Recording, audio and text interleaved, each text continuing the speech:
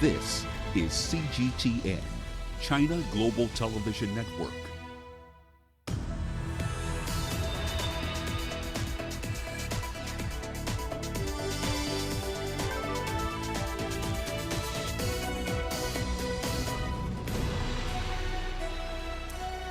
Hello there and welcome to Global Business Africa. We'll be giving you insight into Africa's business and financial markets. I'm Uche Okoronkwo, coming to you from Kenya's capital, Nairobi. Let's start with a look at the markets. Now, a second wave of coronavirus cases continues to curb demand for risky assets, sending emerging markets down today. In South Africa, the JSE All-Share fell as investors wait to hear the government's medium-term budget policy statement on Wednesday. Now, index giant Naspers declined for the fourth day, the longest losing streak in more than a month, providing the biggest drag on the market today. The banking index also halting a three-day rally today, falling 1.7% as, of course, the Rand weakened today. Now, also coming up on today's show. Talks between Ethiopia, Sudan and Egypt on the Nile Dam dispute resume on Tuesday. Google, Facebook and Microsoft are said to be avoiding up to $2.8 billion in taxes. And we catch up with a 12-year-old fashionista in South Africa. Now, EgyptAir has signed a memorandum of understanding with the Ghanaian government to establish a new national airline for the West African nation. Egypt's national carrier says it secured the deal after beating competition from several European, Asian and African airlines. The headquarters of the new airlines will be in Accra. Here's CGTN's Yasser Hakim with more. It's the first deal of its kind for EgyptAir in West Africa, providing its wealth of experience to another country on the continent. The African Airways, International Airways, were out of business since 2010. And with the credibility of EgyptAir, the staff, the crew, the ground handling, and many benefits, EgyptAir by far was the best partner for this MOU. And I guess there will be around 14 different flies from Accra to domestically within the continent. And for sure, it will expand outside the continent. The Egyptian carrier has posted losses of about $50 million a month since the outbreak of the coronavirus in Egypt last March, and the partnership with Ghana could open up new revenue streams for the stricken airlines. West Africa was always an attractive point for many airlines to travel to Latin America and North America. You can fly only for 6 hours to Brazil, and there is lots of frequency of flights from Chicago as well. So we're depending on increasing the frequency of direct flights from Ghana and Accra to Cairo, and this will attract foreign expats to consider their holiday and business travel to Cairo instead of flying to another North African capitals and to Europe and then back to Cairo. Besides passenger flights, establishing a viable air cargo business is a main item on the MOU. The first quarter of 2020-2021 will be the start of the free trade agreement between all African countries. This will help increase the cargo air business for both Egypt and Ghana. Yasser Hakim for CGTN, Cairo. Let's shift focus now. Negotiations between Ethiopia, Egypt and Sudan over the controversial Grand Renaissance Dam will resume on Tuesday. African Union Chairman Cyril Ramaphosa said in a statement released earlier on Monday that the development was a reaffirmation of the confidence that the parties have in an African-led process. Egypt had left the talks nearly 2 months ago. A dispute between the three nations over the filling and operation of the dam remains unresolved, even after the reservoir behind the dam began filling in July. Now, the resumption of talks comes 2 days after Ethiopia summoned the U.S. ambassador over what it called an incitement of war between Ethiopia and Egypt by U.S. President Donald Trump over the dam dispute. Sudan's irrigation ministry said in a statement that the Tuesday talks will discuss a new model, giving a bigger role to experts and observers. Well, let's get more insight into the current state of play. We're now joined by Girum Chala in Addis Ababa and Adel El Maroui in Cairo. Great to have you both on the show with us today. Girum, I'll start with you. Can we expect to see a change in tone from Ethiopia in these upcoming talks, especially given that President Trump's recent comments, of course, on Egypt destroying the dam, as well as the U.S. suspension of aid to Ethiopia over the filling of the dam, and of course Ethiopia's recent move to recall its U.S. ambassador? What should we expect, Girum? Thank you very much, Uche, and good evening from Ethiopia's capital, Addis Ababa. As you've said, the comments by U.S. President Donald Trump, which further went suggesting Egypt to bomb Ethiopia's Grand Renaissance Dam, first of all, was outrageously welcomed here in Ethiopia. If you like, people were angered so much. The government has responded strongly against it, saying that Ethiopia's sovereignty will not be affected by such statements. And this is according to the Minister of Foreign Affairs, Gadu Andargacho himself, saying that Ethiopia's history is a fact, still standing, that any form of... Well, it looks like we lost Girum Chala there. Let's try and go to Adele in Cairo. Adele, if you're still with us. We know Egypt did leave the negotiations in August, quite unhappy with Ethiopia's new timeline. Now, of course, Sudan says that Tuesday's talks will discuss a new model for negotiations. What exactly is Egypt's objective as these talks resume? Well, basically, the new model, so far from what we're getting, is just a new technique for negotiations. And basically, their three countries are still trying to reach a win-win situation. With the Grand Renaissance Dam approaching completion, we have Ethiopia will be not only generating power, but it will also be controlling the flow of the water into the Blue Nile, which fuels about 80% of the water that runs in the River Nile for both Sudan and Egypt. And therefore, what both countries want, they want a written commitment in a form of agreement that Ethiopia will not unilaterally control the flow of water into both countries. Sudan lives on about 18.5 billion cubic meters of water from the River Nile. Egypt's Nile represents more than 90% of the water share, and Egypt's share for the 100 million population is 55.5 billion cubic meters. So both countries cannot afford an alternative source, and they actually don't have one. So they want this to be written in an agreement. They want Ethiopia to be committed, and they want to also have a form of dispute management. If for any chance one of the three countries violate its commitment toward the management and the water control, then there will be already a mechanism ready to resolve these disputes without all the three countries having to restart negotiations once again. These are the two main concerns and the two main demands. How will they reach it? This is what both the Sudanese and Egyptian foreign and irrigation ministers are discussing and will be in the coming days.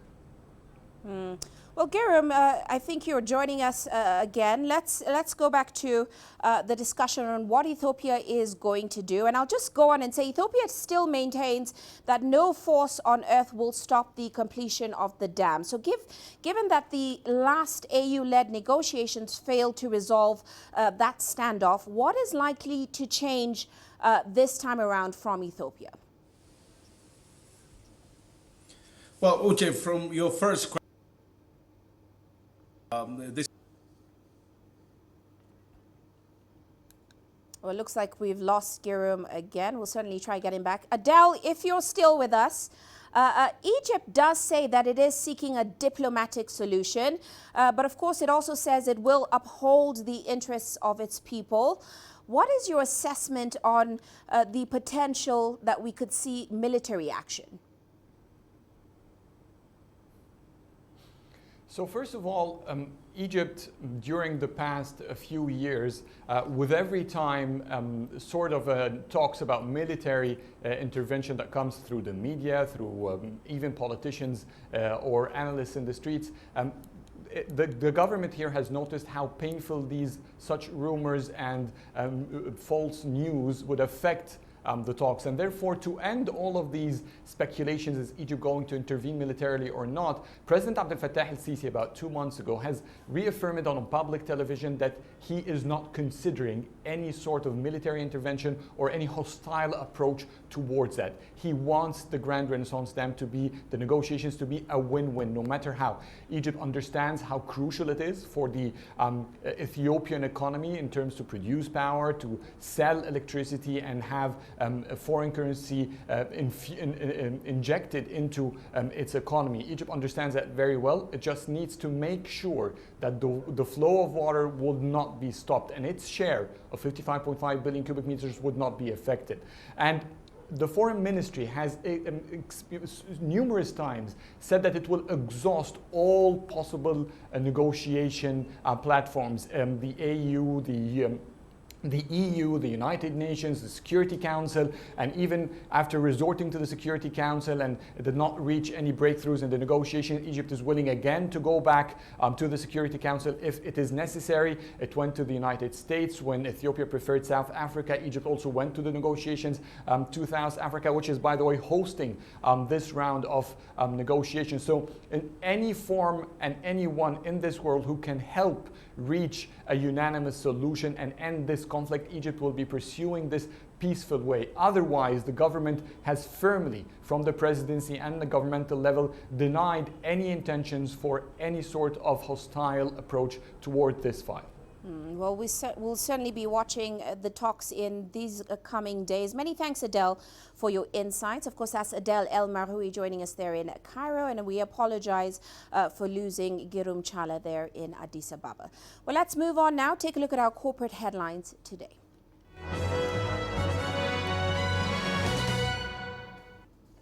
Now, Kenya Power is facing a $16.2 million penalty for not surrendering unclaimed assets. As disclosed in the latest audit report, the utility firm was at the end of June last year still holding about $8.5 million in its books against requirements of the Unclaimed Financial Assets Act of 2011. The value of unclaimed assets is 3.5 times the $2.4 million net profit that the electricity distributor made in the year under review. And South Africa's communications regulator, ICSA, is set to license access to new spectrum bands by March 2021. The plans are expected to be put into action before the sector regulator concludes an inquiry into the mobile broadband services market.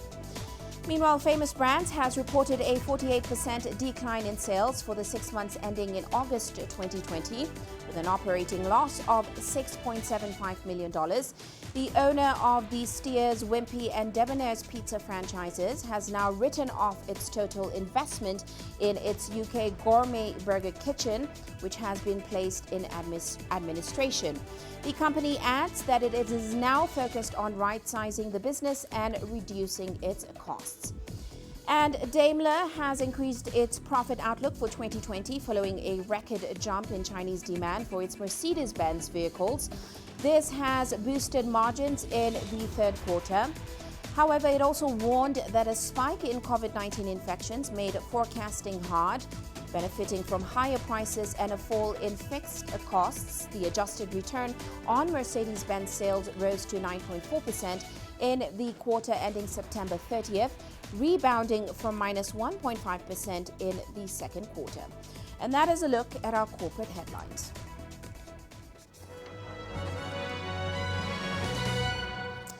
Well, we are taking a short break now, still to come on the show.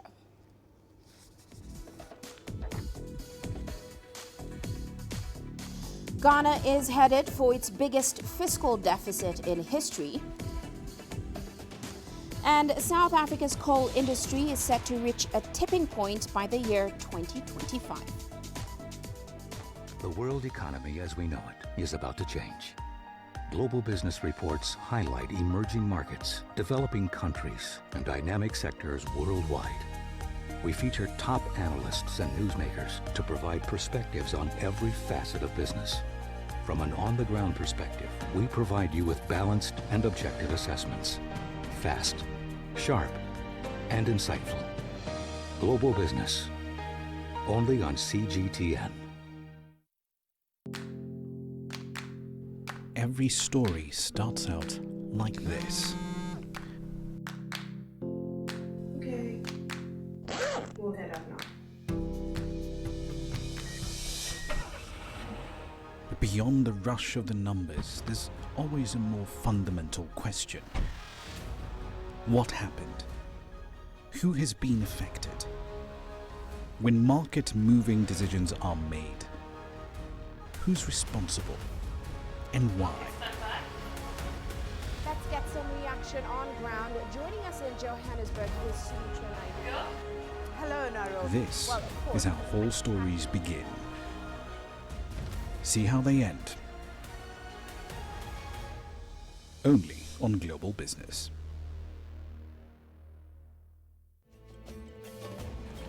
There's more to this place than just glorious landscapes. There's more to it than just, say, Table Mountain or glorious, endless salt flats. There's more to it than countries that are home to some of the deepest mines in the world. There is so much more to this place, even if it is home to some of the finest diamonds on the planet. It is the sheer diversity of the people who call Southern Africa home, and the relentless drive to make it a better place that make it so special. And we know that because this too is home.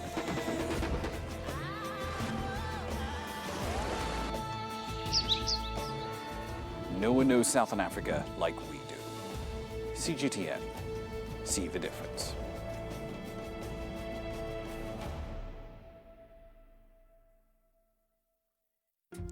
Africa is the nexus of enterprise, and Global Business will tell you why it matters. From the mega investment projects to multi-billion-dollar mergers and acquisitions. Africa today collects, just in terms of revenues from taxes alone, $545 billion a year. If you take 10% of that and you devote it to the energy sector, problem solved. All this on Global Business, weekdays at this time on CGTN.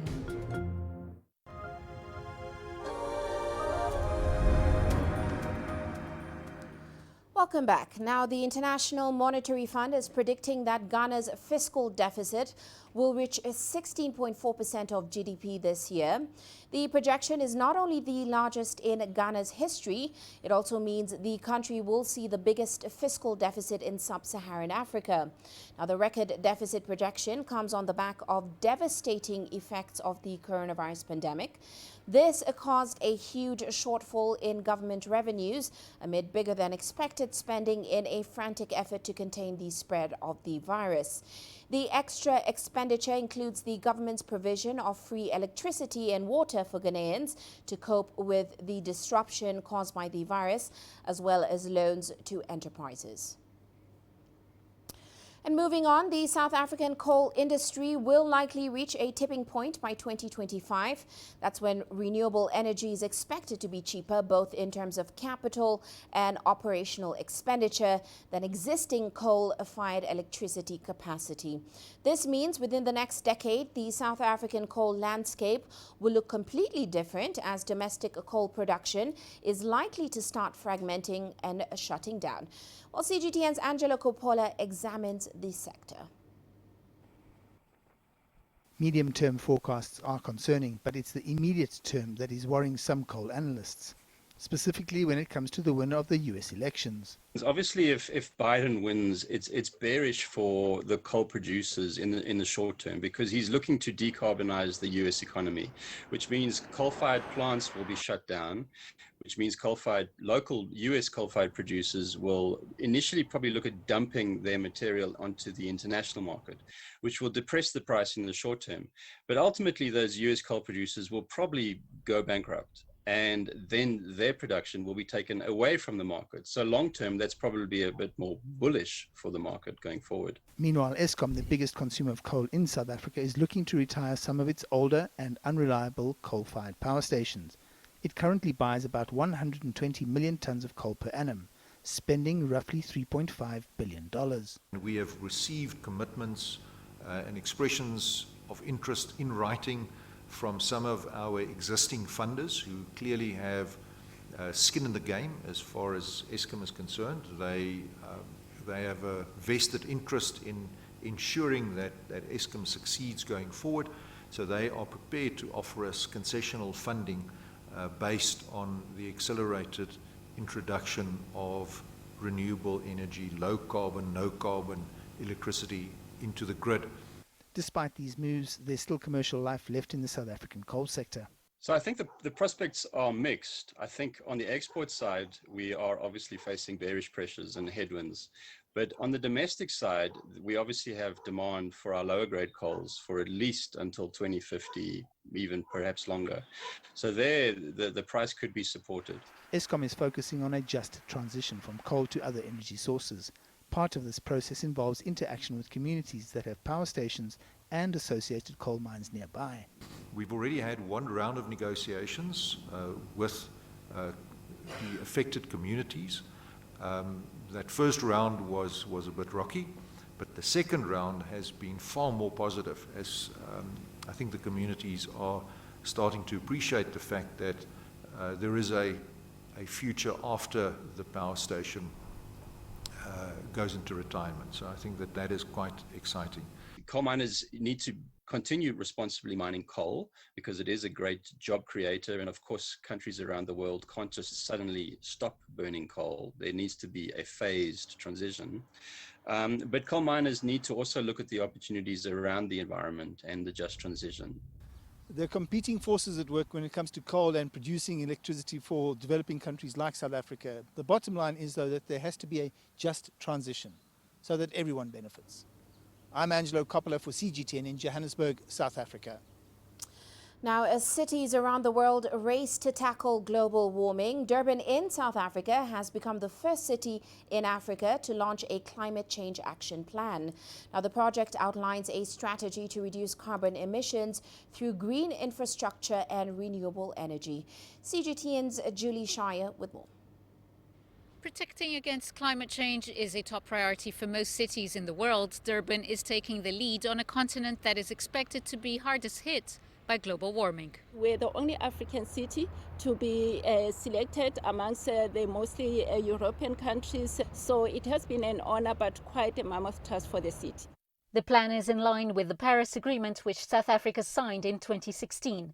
Durban's aiming to reduce carbon emissions almost entirely through greener energy generation and infrastructure.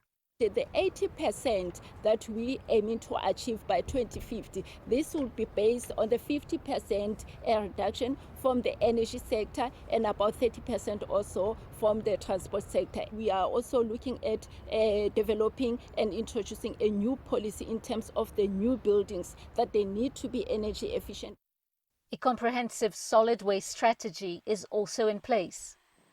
The coastal city runs one of the world's most successful landfill gas-to-electricity projects for more than a decade.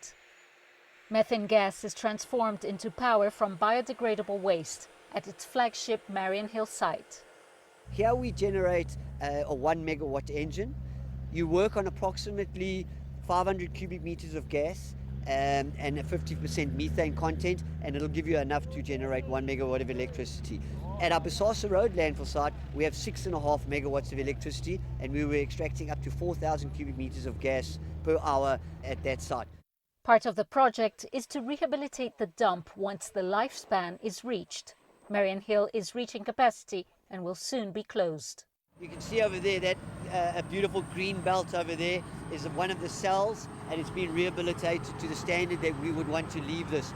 You can utilize it for parks and recreational areas as well. So we encourage that closed loop effect where we extract the gas, we generate electricity, we do the recycling, and we treat the leachate on site as well. A detailed strategy is still to be fleshed out, but job creation and safeguarding the poorest communities against global warming is at the heart of Durban's climate change plan. Julie Shara, CGTN, Durban, South Africa. Meanwhile, protesters have marched to South Africa's parliament in Cape Town on Sunday. They are calling on President Cyril Ramaphosa to take action and help stop the murders of white farmers across the country. They claim white farmers in South Africa are being increasingly targeted and murdered. According to the non-governmental organization AfriForum, there were over 500 attacks on farms and 57 farm murders in South Africa in 2019. Well, Renee Delcarme has the story. Farmers and supporters marched through the streets of Cape Town chanting, "The farmers are coming."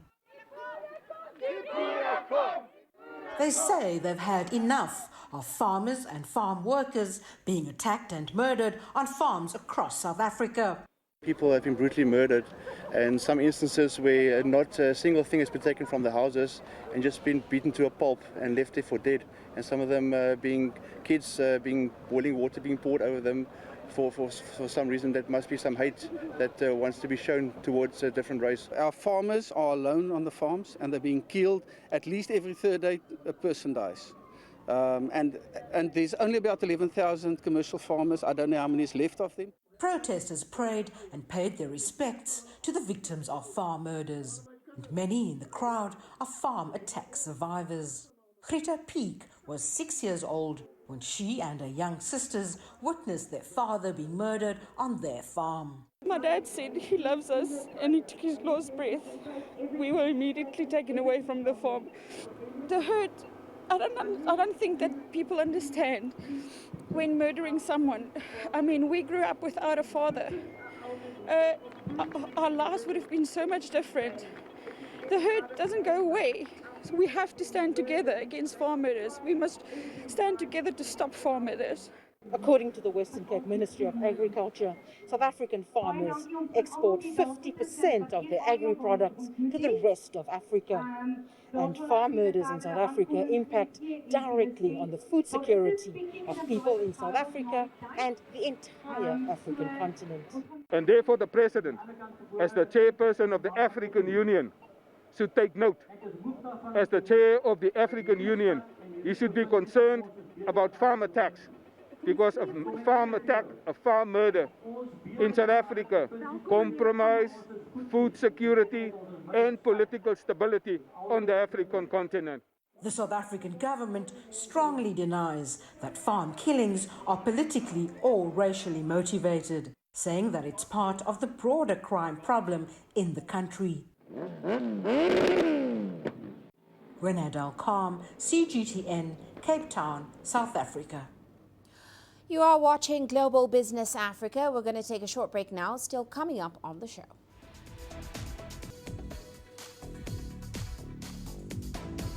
Google, Facebook and Microsoft are said to be avoiding up to $2.8 billion in taxes to developing nations. And the Tesla factory is set to open for business in Shanghai.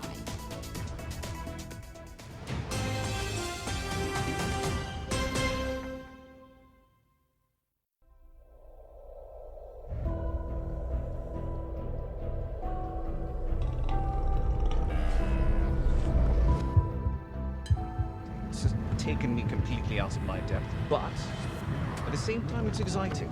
It's new, it's different, it's a challenge. It's really exciting.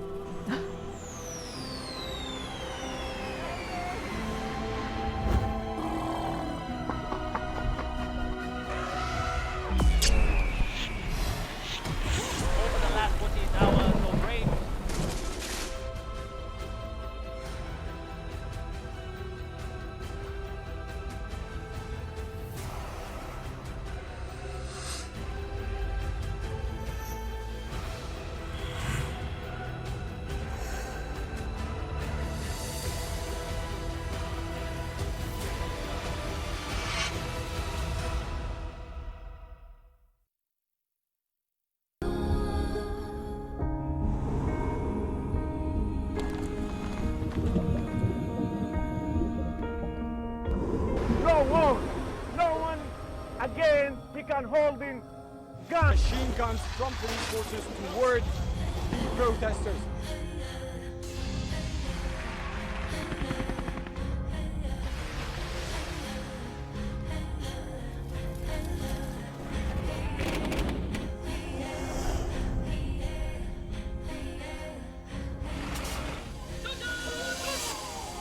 Were you worried about your life at that particular time? Not at all. Thank you very much for your time. What is your assessment of the state of the continent today? Africa has the potential to power itself. Excuse me.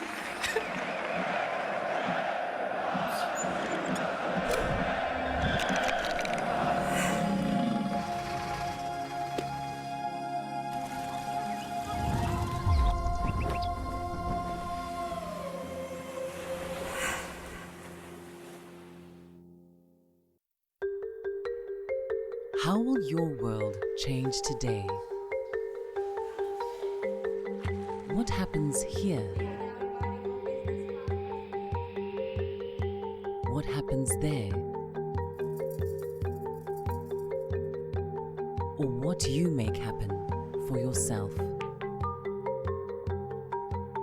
If it matters to you, it matters to us too. Your stories are these stories that need to be told. Africa Live. Find your voice. I try to not let it affect me, but there are days when it does. I'm a human being, and to see patients in a hospital bed and their family members are not there, there's no one there to hold their hand, that human touch, you know?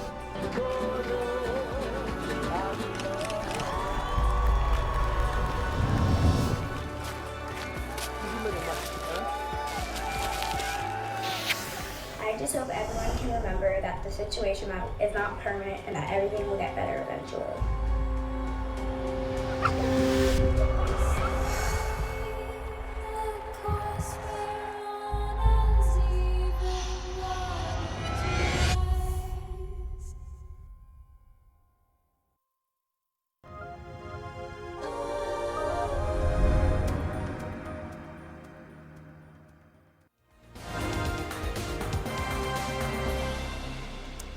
Just about 1:30, let's recap today's top headlines. The World Health Organization is calling for solidarity and equitable access to COVID-19 vaccines. Now, concerns are growing that countries with smaller financial muscle could be left at the back of the queue for a vaccine. The WHO warned that this will only prolong the coronavirus pandemic. The Global Health Agency has launched an international scheme known as COVAX to help ensure equitable access, but it has struggled to raise the funds needed. And in Côte d'Ivoire, campaigning is ongoing for the presidential election set for 31st October. The run-up to the election has been under a tense political atmosphere. Opposition parties have called for a boycott of the vote in response to incumbent President Alassane Ouattara's bid for a third term, which they deem as unconstitutional. And negotiations between Ethiopia, Egypt and Sudan over the controversial Grand Renaissance Dam will resume on Tuesday. African Union Chairman Cyril Ramaphosa said in a statement on Monday that the talks reaffirm the confidence that the parties have in an African-led process. And that's a recap of today's top headlines.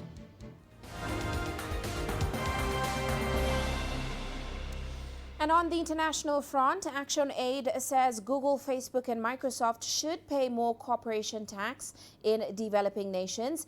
It also adds that other big corporations need to pay a global minimum rate of tax. Now, the aid charity estimates that poorer nations are missing out on up to $2.8 billion in tax revenue that could be used to tackle this pandemic. Currently, multinational corporations are not required by law to publicly disclose how much tax they pay in some developing nations. Research by ActionAid shows that the developing nations with the highest tax gaps from the tech firms are India, Indonesia, Brazil, Nigeria, and Bangladesh. Well, let's now take a look at China's 14th five-year plan. The final version is expected to be approved by legislators at next year's two sessions. Proposals for China's 14th five-year plan and targets for 2035 are scheduled for deliberation this week in Beijing. What they bring is a new development pattern with the domestic market as a mainstay and the domestic and international markets reinforcing each other. Some say that this pattern will make China more introvert and even fall back in opening up. I say they have a misunderstanding. This is based on the fact that China has contributed about 30% to the world economic growth in recent years. And the trend will continue, even as a country is faced with a complex international situation and arduous tasks for domestic development, and especially amid the impact of the COVID-19 pandemic. Through stabilizing the domestic market, it will eventually help establish balance and mutual promotion between domestic and international markets. The experts believe that China's opening up would only be deepened in the next 5 years with a more favorable business environment for foreign companies. Improving people's livelihood is a top priority. China sets to eliminate the absolute poverty by the end of this year, and greater goals are set. We expect to achieve the goal of building up a moderately prosperous society by next year. There is no doubt about that. The per capita income in the country has exceeded $10,000. The next 5-year plan and the targets for 2035 will mark the start of goals for the next 100 years. By the middle of the century, we will realize a comprehensive modernization in China, which will show in technology, agriculture and industry. And we will have greater social justice, fairness and international responsibility. One particular sector will be attached with more attention. The protection of ecology and environment was put into our 13th five-year plan. That was the first time ever. It will be deepened in the 14th plan. The expert said this is consistent with China's commitment to tackle climate change with other countries and build up the green and circular economy. China has had a wide consultation on the plan from various circles, including foreign invested enterprises. This is to make the next 5-year plan more precise and solve more problems in a broader range. The final version is expected to be approved by legislators at next year's 2 sessions, the annual meetings of China's top legislative and political advisory bodies.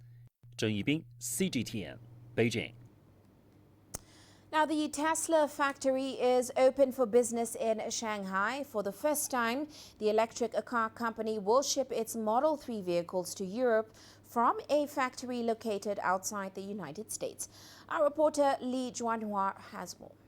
These cars are being loaded on a ship bound for Europe. They are expected to arrive in Belgium in about 5 weeks' time. But from there, they will be sold in over 10 European countries. And the shipment marks the first time that the China-made cars will be sold in Europe.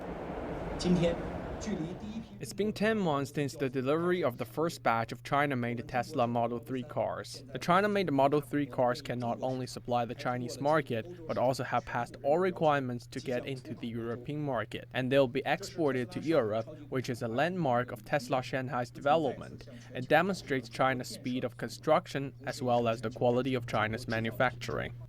This is Tesla's third factory in the world, which was built in a record 10 months' time. The company's first car plant outside the United States. Here are some reasons why Tesla is shipping China-made cars to Europe now. Profit margins are higher than those of cars shipped from the United States, even though it may take these cars 2 weeks more to travel to Europe compared with the cars from the United States. The coronavirus pandemic has reduced production in the company's US factories, while the epidemic has been brought under control in China. Tesla is building another factory in Germany, but that factory wouldn't start producing vehicles until July 2021. And at the initial stage, the German factory would only make Model Ys, then Model 3s after that. But Model 3s are much more popular than Model Ys, and so that is easy to see why they're sending China-made cars to Europe right now. Li Jianhua, CGTN, Shanghai. Let's move on now. Since the pandemic broke out earlier this year, the global aviation sector has taken a financial hit due to lockdowns enforced by most nations to contain the spread of the disease. Now, in a bid to keep business going, some airlines have decided to take a different approach. Instead of providing meals in the air, they're now providing them on the ground. Take a look. Finland's national carrier, Finnair, has started selling its business class meals in a supermarket. This is to prevent job cuts at its catering unit due to COVID-19. The airplane meals have quickly turned into a hit, with 1,600 meals sold within days at the supermarket. The supermarket is located near Finnair's main hub, the Helsinki-Vantaa airport. We have had very positive feedback from our customers, and this product has become one of the best-selling products in our store, so it has started off very well. This is a very good quality level restaurant, bistro level product, a la carte level food, so it is extremely high quality convenience food. In 2017, Finnair stopped outsourcing its catering services by buying LSG Sky Chefs, a company that operated at Finland's main airport, and renamed it Finnair Kitchen. A year later, Finnair Kitchen produced some 12,000 meals a day, but the numbers collapsed when the COVID-19 pandemic hit air travel. COVID has struck the airline business, as many other industries as well, really hard. And of course, Finnair, like many other airlines, are really struggling. I know you are reading the news that there are redundancies and layoffs ongoing already at Finnair, and we are trying our best to find new innovative ways. When the world around us changes, we of course have to try to adopt and find new ways of working as well. I think this one is my favorite dish. It's our Finnair Kitchen's first main courses on the ground comprise of beef with teriyaki radish sauce, served with grilled spring onion and rice, or smoked Arctic char with risotto. The cost is $15.20 a piece.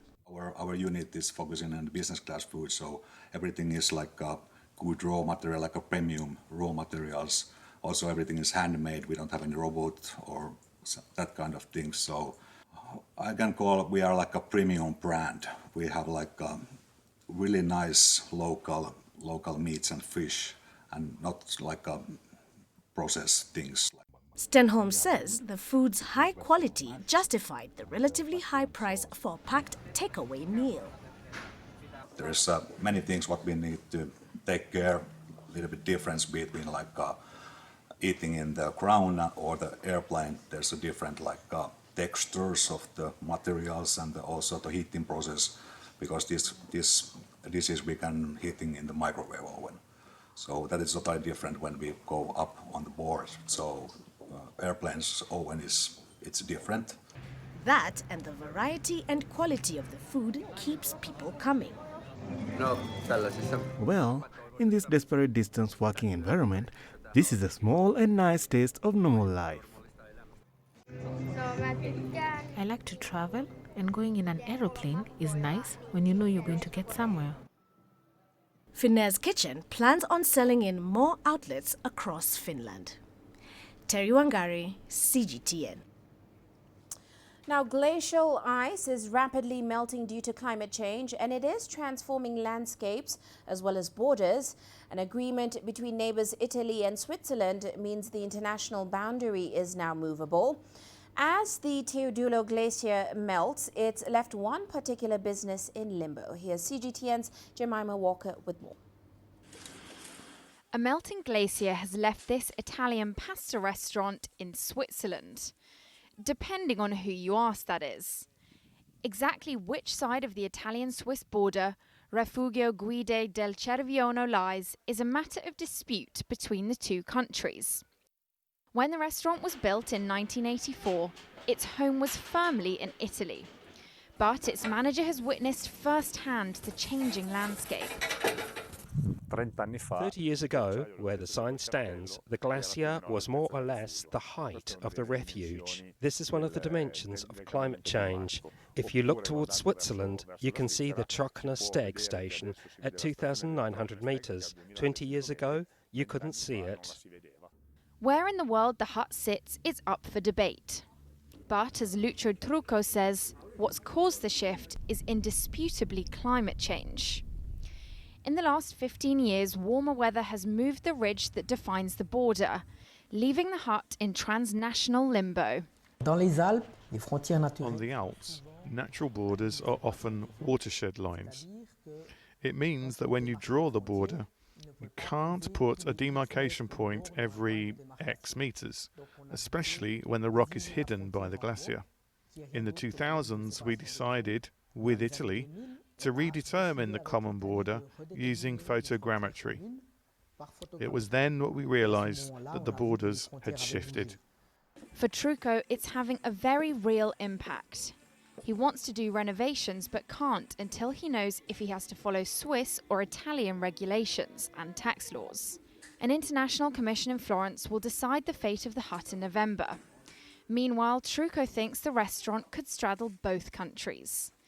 You could be having carbonara in Italy, while the person opposite you sips Swiss hot chocolate. It's a simple solution to a complicated problem. But for now, Trucco is serving spaghetti in uncharted territory. Jemima Walker, CGTN. And on that note, let's now take a look at commodity markets today. Oil prices falling almost 3%, extending last week's losses.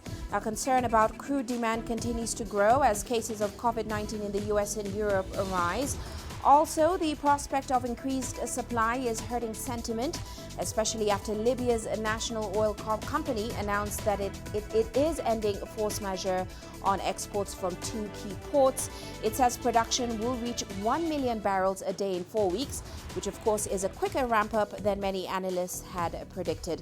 Meanwhile, gold prices falling to a more than 1 week low today as the dollar firmed, and talks about the new US coronavirus aid package showed no signs of progress. Well, we're going to take a short break now, but still coming up.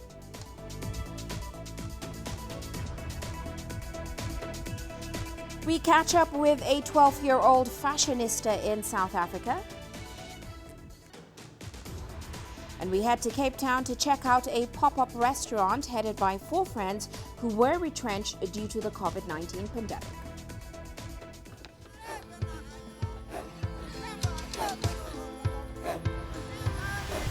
Africa is a continent of diversity, with varied climate and enchanting geography, and a people so distinct, but with a shared enduring spirit. We are at the heart of the continent to bring you the untold stories. Let's have a look. We celebrate Africa as it shapes its own destiny. Tunis, Cairo, Juba, Ethiopia, Tanzania. Africa Live. Find your voice. Images may appear to be identical, but looks can be deceiving. The difference is not always obvious. It has to be discovered. There are always different sides to a story. We put the focus on the details. To see more, to understand better. CGTN. See the difference. You don't find the stories of North Africa by sitting on the sidelines.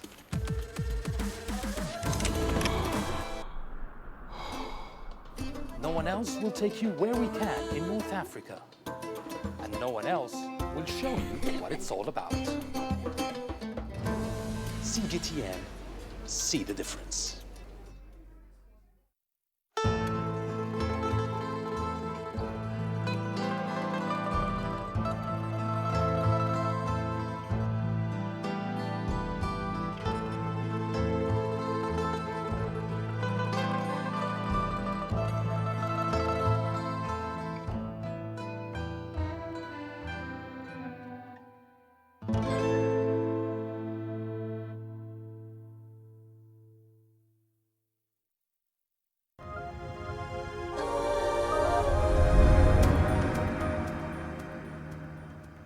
Now, a 12-year-old fashion designer is taking South Africa by storm. Ntle Gebashe has also been a fashionista and started her own label when she was just 10. And she has big plans to have her brand, Ntle Babes Couture, recognized all over the world, as CGTN's Julie Shire reports. I really love clothes. I wish I could have my own shop one day and showcase my clothes at an international fashion week. And I really hope other children are inspired by my story and they'll always follow their dreams. My name is Entle Gebashe. I'm 12 years old and I'm a fashion designer. When I was 3, I firstly started choosing out my clothes and telling my mom, I want this and this. So she knew that I'm going to be a fashion designer. I started designing clothes for my dolls. I wanted them to look more African, and then I started feeling, no, I should just dress like my dolls, because I also like it. I liked African fashion, and then I started making clothes for people and children, and I just wanted to make people feel like princesses and princes. I started my brand at 10 years old, 2 years ago on the 8th of October, and it's called Entle Babes Couture. I'm basically into ball gowns and stuff like that, and this summer I'm basically going to design simple but cute, casual designs. I loved African prints and I just liked the colors and the bling, and I just wanted to uplift African fashion. During the lockdown I started a more casual summer fun range, which basically I'll mostly post since we're almost out of lockdown. If we do get out of lockdown, it's probably gonna sell because now there's no more lockdown and people are able to buy stuff. I'm in grade 7 right now and I'm almost out of grade 7, and next year I'm gonna be going to the National School of Arts in Johannesburg, and I'm really looking forward to it. Now, the COVID-19 pandemic has highlighted the suffering of women across the globe. However, it has also shown their strength. In South Africa, one street vendor stood out for her resilience that saw her steady her business vessel even during the lockdown. While CGTN's Yoli Sanjamela visited Phyllis Munyai, who sells fruits and vegetables in downtown Johannesburg, and now brings us her inspiring story. Street vendors or hawkers are an integral part of urban economies around the world. They offer a wide range of products and services in public spaces. In South African cities, hawkers or street vendors have a strong presence at taxi ranks, sports stadiums, and railway stations. They mostly occupy available space surrounding shopping malls and at busy intersections. Phyllis Munyai has been a hawker in downtown Johannesburg for over 2 decades. She tells us that she couldn't finish school as a result of lack of finances. But that didn't deter her, and she's been able to feed her family through selling fruits and vegetables. My children are at least able to have food on the table. I'm able to buy them nice things like other kids. They're not forced to steal because they know their mother is here. The COVID-19 pandemic has had a negative impact on her small business. Prices are much higher now. It's difficult to cope. Under lockdown, everything is expensive, so it's hard to make a profit. She contends that her kind of work can be quite challenging, but she's always up for it. Business needs someone who is quite patient. It can be on and off. Sometimes people buy, sometimes they just don't. You just have to persevere. Rain or no rain, cold or not cold, I'm here every day. According to Statistics South Africa, most street vendors provide the main source of income for their households, bringing food to their families and paying school fees for their children. Yuli Sanjamela for CGTN in Johannesburg, South Africa. And still in South Africa, for Cape Town friends who were retrenched when their restaurant where they worked at shut down, have now teamed up to start a new pop-up restaurant in the city. 2 of them work as chefs, while the other 2 run front of the house operations. Renee Dale-Carm has their story. Their restaurant is called Oxalis Eatery. It's been named after a resilient plant that bloomed in the Cape recently. And resilience is definitely one of the qualities these 4 restaurateurs relied on when they lost their jobs due to the COVID-19 lockdown a few weeks ago. In order to make a living, they decided to open their own place. And in the hospitality industry, to look for a job at the moment would have probably been impossible. We all know each other very well. We know where our mind is, and we share the same vision towards food and service. It was definitely out of necessity that we looked at each other and we said, like, what are we going to do to make a living for the next 4 or 5 months or a year? Not knowing how the industry was going to work out. And yeah, then from there we decided to open Oxalis. We got stuff from our own homes, we've borrowed plates and crockery and glasses and everything, and just to make it all happen. They put their savings, talent and plenty of special ingredients together to create a bistro-style restaurant. Here at Oxalis, we like to introduce some local ingredients that people may not have heard of without it being too experimental. So I would say the cured and smoked tuna, served with avo and soy and lime dressing, is really delicious. We also use a lot of beach herbs in a lot of our dishes, so you would find that on our bocconcini salad, and then of course we also use a lot of oxalis leaves in a lot of our salads. The food is very accessible, easy, affordable. We wanted a place that was kind of felt like a new neighborhood spot that everybody could come in sort of more than once a week. It is quite casual atmosphere, like all of us are like the waitresses here. It's a casual environment where people do come for the food and the people and the vibe. So we wanted to create that environment where people are comfortable. To make people come out and to make them feel comfortable is a big thing. You need to keep in mind their feelings, their thoughts of COVID-19. The owners of the Oxalis Eatery say they have 5 months left on their lease, which ends in March. They are not entirely sure about the future of their pop-up restaurant at this stage.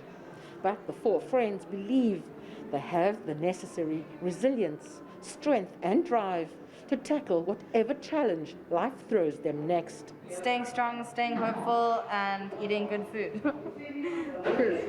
Cheers! Renad Al-Kham, CGTN, Cape Town, South Africa. Well, before we leave you, let's take a quick look at Africa's currencies today. South Africa's rand breaking its 5-day winning streak in trading as local focus now shifts to the much anticipated medium-term budget policy statement expected on Wednesday. It fell about 0.6% to the dollar today. Meanwhile, Nigeria's Naira managing to maintain stability as the dollar supply improves. This is despite the curfews due to the outbreak of violence in its major cities. It stood at 461 Naira per dollar in the parallel market. Now, traders say despite the drop in speculative buying of foreign exchange, the huge demand backlog by manufacturers and foreign investors still puts some pressure and creates a volatile situation in Nigeria's foreign exchange market.